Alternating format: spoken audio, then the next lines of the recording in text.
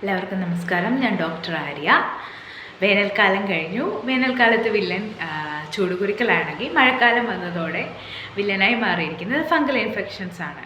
ചെറിയ മഴ കൊണ്ടതിനും ഈർപ്പം കൂടുതലും കാരണം ഫംഗൽ ഇൻഫെക്ഷൻസ് കൂടുതലായി ആളുകളിൽ കാണപ്പെടാൻ തുടങ്ങിയിട്ടുണ്ട്. പേഴ്സണൽ ഹൈജീൻ്റെ കുറവ് കൊണ്ട് തന്നെയാണ് ഫംഗൽ ഇൻഫെക്ഷൻസ് കൂടുതലും ഉണ്ടാകാറുള്ളത്. നമ്മൾ ശ്രദ്ധിക്കാതെ പോകുന്ന ചെറിയ ചെറിയ കാര്യങ്ങളാണ് ഫംഗൽ ഇൻഫെക്ഷൻസിലേക്ക് നയിക്കുന്നത്.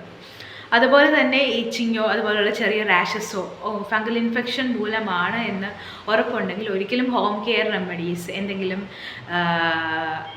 ഹെർബൽ പേസ്റ്റുകൾ മാത്രം ആശ്രയിച്ചിരിക്കരുത്. അതുപോലെ മോയ്സ്ചറൈസർ, എണ്ണ തിരുമുക, എണ്ണ തടവുക, ഇതുപോലുള്ള കാര്യങ്ങളൊക്കെ മാക്സിമം അവോയ്ഡ് ചെയ്യണം. കാരണം മോയ്സ്ചർ കണ്ടൻറ്റ് കൂടുതൽ കൊണ്ട് ഫംഗൽ ഇൻഫെക്ഷൻസിൻ്റെ ആ ഒരു ഇറിറ്റേഷനും അതിൻ്റെ ആ ഒരു പ്രസൻസ് കൂടാനാണ് കൂടുതലും സാധ്യതയാകുന്നത്. കഴിവതും ഒരു പേഴ്സണലി എഫക്റ്റീവായി തോന്നിയിട്ടുള്ള ഒരു anti fungal powder, testing powder use ചെയ്യുക. അങ്ങനെ കൂടുതലായി ഫംഗൽ ഇൻഫെക്ഷൻസ് ഉള്ളവർ. അതുപോലെ തന്നെ അവരുടെ ക്ലോത്ത് ഫിറ്റിങ്സ്, ലൂസായിട്ടുള്ള ക്ലോത്ത് ഫിറ്റിങ്സ് ഉപയോഗിക്കുക. ജീൻസ് അതുപോലുള്ള വളരെ ഇറുകിയുള്ള വസ്ത്രധാരണങ്ങൾ കഴിവതും ഒഴിവാക്കാൻ ശ്രമിക്കുക.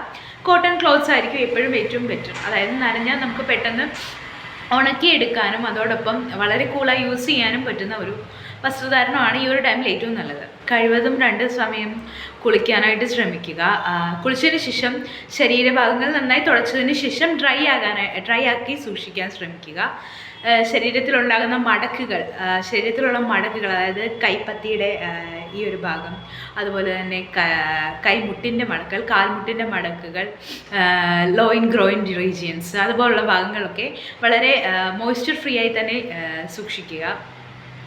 അതോടൊപ്പം തന്നെ ഈ ആൻറ്റി ഫംഗൽ പൗഡർ കറക്റ്റായി യൂസ് ചെയ്യുന്ന ഒരാൾക്ക് ഫംഗൽ ഇൻഫെക്ഷൻസിൽ നിന്ന് പ്രിവെൻറ്റ് ചെയ്യാൻ പറ്റും. ചെറിയതായ എന്തെങ്കിലും തരത്തിലുള്ള ചൊറിച്ചിൽ, അതുപോലുള്ള വെള്ള തരത്തിലുള്ള സ്കെയിൽസ് ഫോം ചെയ്യുന്നുണ്ടെങ്കിൽ നല്ലൊരു ഡോക്ടറെ തന്നെ പോയി കാണുക.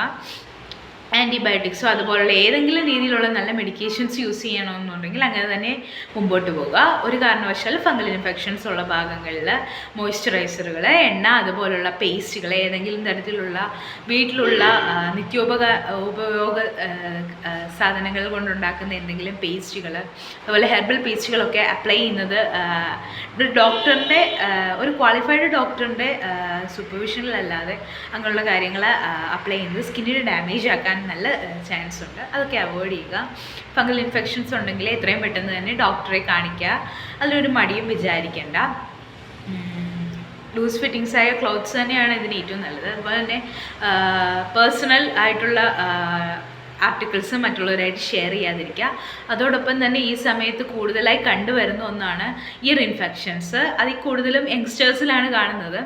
അവർ ഈ ഇയർബഡ്സ്, ബ്ലൂടൂത്ത് ഹെഡ്സെറ്റൊക്കെ യൂസ് ചെയ്യുന്നവർ അതിൻ്റെ ഇയർബഡ്സ് ക്ലീൻ ചെയ്ത് തന്നെ യൂസ് ചെയ്യുക.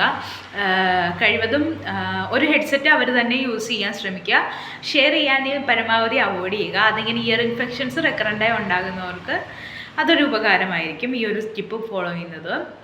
പിന്നെ റെക്കറൻ്റായിട്ട് UTI infections, urinary tract infections ഉണ്ടാകുന്നവർ പേഴ്സണൽ ഹൈജീൻ ശരിക്കും മെയിൻറ്റെയിൻ ചെയ്യേണ്ടതാണ്. അതുപോലെ തന്നെ സ്ത്രീകൾ അവരുടെ പീരീഡ്സ് ടൈമിൽ സാനിറ്ററി പാഡ്സാണ് യൂസ് ചെയ്യുന്നതെങ്കിൽ കറക്റ്റ് ആ ഒരു 3 to 4 hours ഒരു പാഡ് മാക്സിമം ചേഞ്ച് ചെയ്യാൻ ശ്രമിക്കുക.